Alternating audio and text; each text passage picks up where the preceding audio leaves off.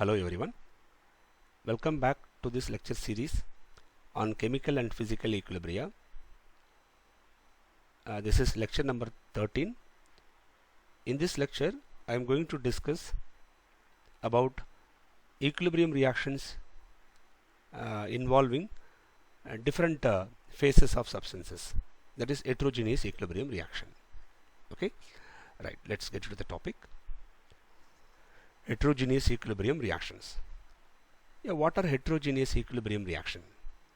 Listen, in a reaction, if the reactants and products involved exist in different phases, okay, suppose if some reactant exists in solid phase, some reactant exists in gas phase, and some product exists in liquid phase.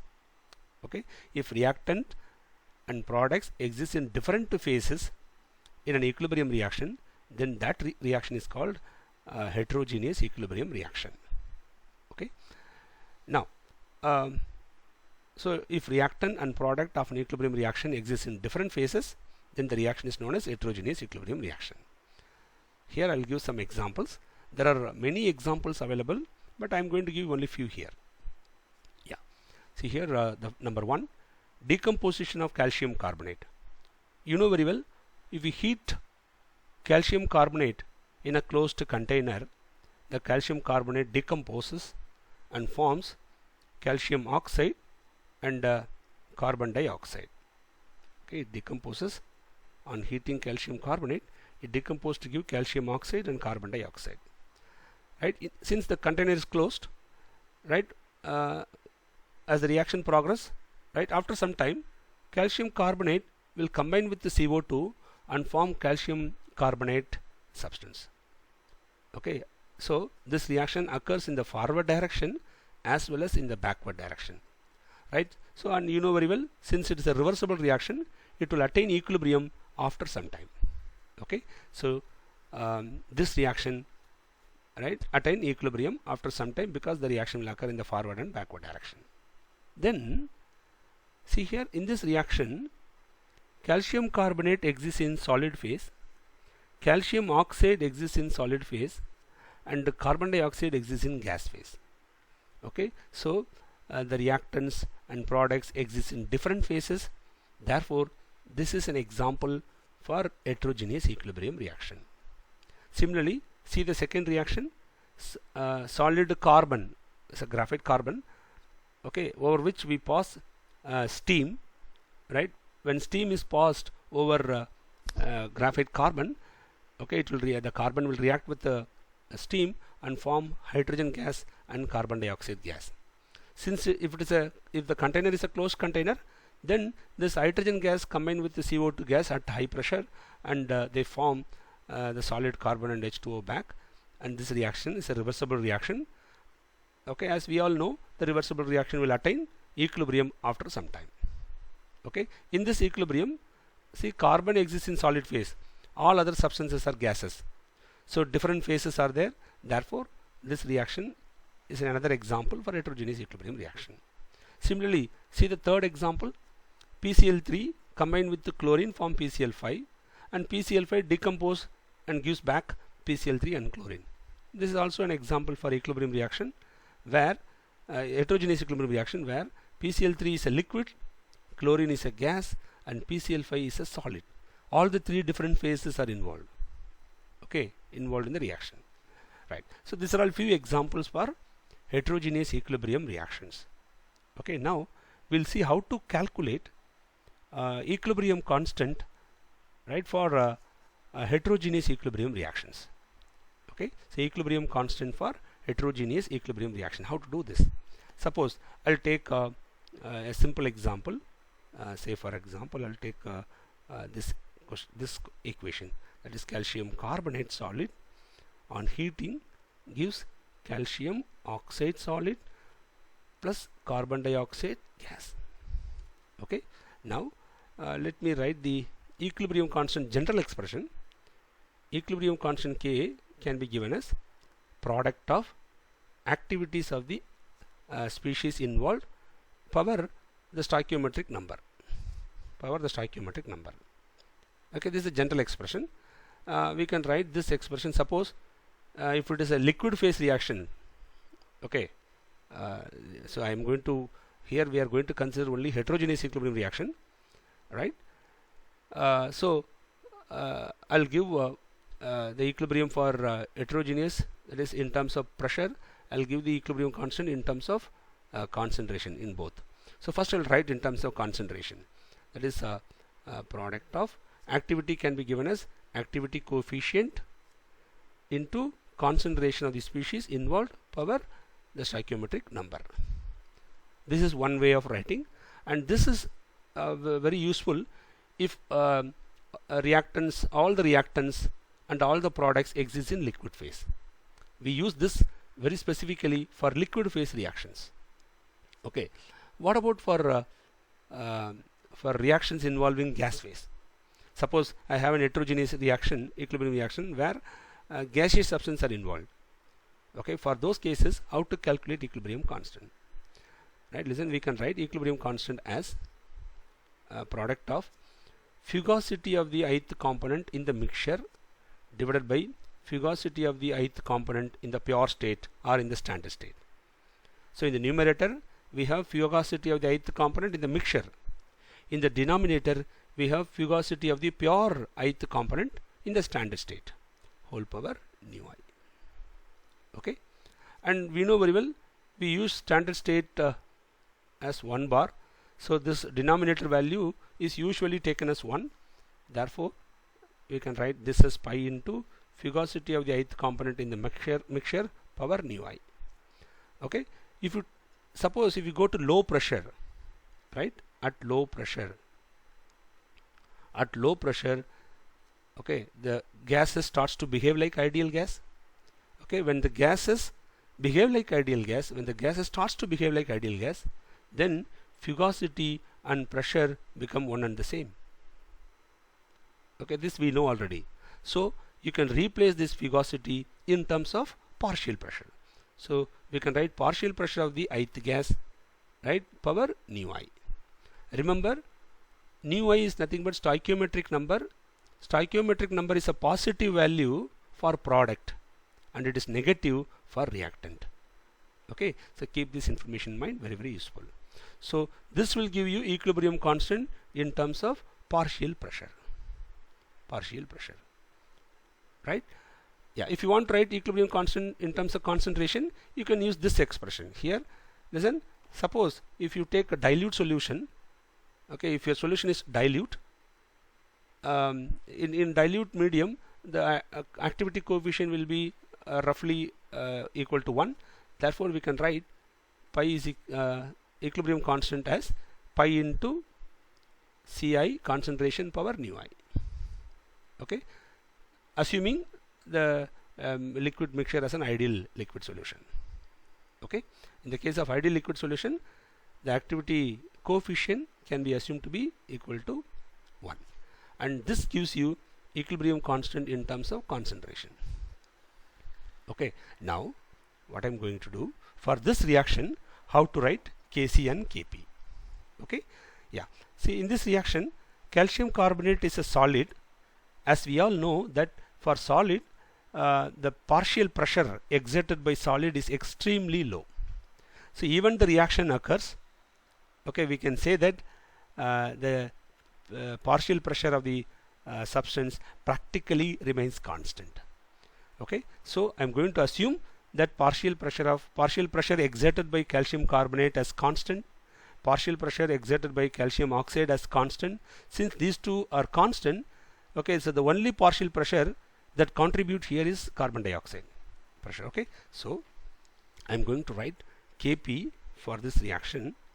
So Kp equal to partial pressure of CO2 alone, because the other two substances are solids. Okay, their partial pressures are extremely low. Even the reaction occurs, the partial pressures of those substances practically remains constant, so you need not include them here. Okay, then how to write Kc? Kc is equal to equilibrium concentration of calcium oxide, which is in the numerator, into equilibrium concentration of carbon dioxide, which is also in the numerator, because they are products, divided by equilibrium concentration of calcium carbonate, which should be in the denominator because it is a reactant. Now see, CO2 is a gas. If you take a gas in a container, suppose I'll have CO2 gas, I'll take CO2 gas in a container. Initially number of moles of CO2 will be less, okay, number of mole will be less, but V, what is V? What is V? V is nothing but volume of the container. You know very well, for gases, okay, for gases, gaseous substances, volume of the gas is nothing but volume of the container. So even the reaction progress, you'll get more and more CO2 formation occurs in the reaction. So number of moles of CO2 will keep on increases, but volume remains constant. Okay, since volume remains constant, right, the concentration of CO2, okay, increases as the reaction progress. Okay, so CO2 concentration keeps on changing here. Okay, suppose if you take a solid, say for example, I'll take a calcium oxide salt, calcium carbonate, I'm sorry, I'll take calcium carbonate solid. In the beginning we have at the beginning only calcium carbonate present in the vessel. Okay, now what is the concentration? Concentration of calcium carbonate is nothing but number of moles present in the solid phase, correct, divided by volume of the solid. Remember, volume of solid is nothing but the volume occupied by the solid in space. It is not the volume of the container. Keep this in mind. Okay, so for solid, volume of the solid is nothing but volume occupied by the solid in the space. So in the space, the solid will occupy only this much volume. Okay, so you have to put this volume here to calculate concentration. Okay, as the reaction progress, what will happen? Calcium carbonate decompose and form calcium oxide and carbon dioxide. As the reaction progress, what will happen? The quantity of the substance decreases, correct? Initially it was large, but as the reaction progress, the quantity of the substance will decrease. Now in this substance, number of mole is less compared to the initial value. And what about volume? Volume also less. So number of mole decreases, volume also decreases, and this ratio N by V, this ratio practically remains constant. I'll repeat once again.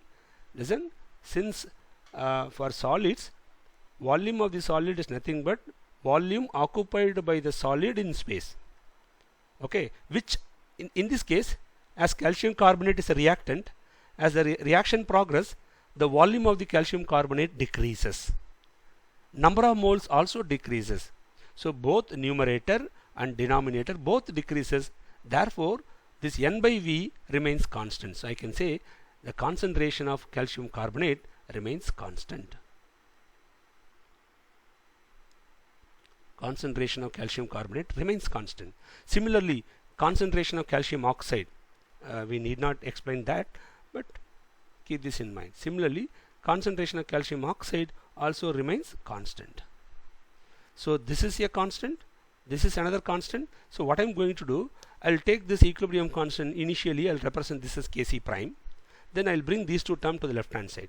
Kc prime into calcium carbonate concentration by calcium oxide concentration equal to concentration of CO2. Listen, this is a constant, this is another constant, and this is also constant. If you multiply all these values, okay, and divide by calcium carbonate value, what we'll get? You'll get another constant, let it be Kc. So Kc is equal to concentration of CO2. Concentration of CO2. What is CO2? CO2 is a gaseous substance here. So whenever a gaseous substance involved in heterogeneous equilibrium reaction, okay, you must consider only gaseous substance to represent equilibrium constant in terms of concentration, okay, as well as to represent equilibrium constant in terms of partial pressure. You should consider only gaseous substance, okay, because the contribution of gaseous substance will be very high compared to others. Okay, yeah. So in this way we can write equilibrium constant for any equilibrium reaction. Okay, yeah, let's practice. I'll do one more, I'll take one more equation and explain. Yeah, say for example, ammonium chloride solid. Okay, if you heat ammonium chloride in a closed container, it will decompose and gives ammonia gas and HCl gas. Okay, in a closed container. Listen, whenever gaseous substance involved in the reaction, okay, you should carry out the reaction in a closed container. Okay, then only equilibrium is possible. Okay, what we say generally is whether it is a heterogeneous reaction or homogeneous reaction, whatever it is, in general, if you want to get an equilibrium reaction or if you want to attain equilibrium, you should carry out the reaction in the closed container. Keep this in mind. Okay, now how to write Kp for this reaction? Kp, see, your reactant is solid, so you need not consider solid here, whereas in the product, yeah, both the products are gases now. So I'll write partial pressure of ammonia in the reaction mixture into partial pressure of HCl in the reaction mixture. This will give you the value of Kp. Okay, and here, since ammonia, listen, we are beginning the reaction with the ammonium chloride alone. Okay, initially we are taking only ammonium chloride, right? Then on heating you will get ammonia and HCl. So when 1 mole of ammonium chloride decompose, you will get 1 mole of ammonia and 1 mole of HCl. Therefore, the partial pressure exerted by ammonia and partial pressure exerted by HCl are equal. Okay, in this case, right? So in this case, partial pressure of ammonia and partial pressure of HCl are equal because we have started the reaction, okay, in a container which contain only ammonium chloride initially. Okay, therefore partial pressure of ammonia and partial pressure of HCl are equal. Therefore we can write this as Kp equal to, right, let me take this value as just P. So in the place of partial pressure of ammonia you put P, in the place of partial pressure of HCl also you put P. So we can write Kp equal to P square. Okay, you take partial pressure of any one of the species, okay, and take the square of that. That gives you the equilibrium constant in terms of partial pressure, right? Then how to write Kc for this reaction? How to write Kc? Let me do it in the next page. Kc, yeah, again see, reactant is solid, so the equilibrium concentration of solid, pure solid, remains constant. You need not consider that. So you consider only the gaseous substances. So Kc can also be given as, okay, concentration of ammonia at equilibrium, then concentration of HCl at equilibrium. So the product of these two will give you the value of the equilibrium constant in terms of concentration. Okay, so this is how we should write equilibrium constant in terms of partial pressure and in terms of concentration for heterogeneous equilibrium reactions. Okay, I think this lecture gives you some clarity on heterogeneous equilibrium reaction. Okay, thank you for listening.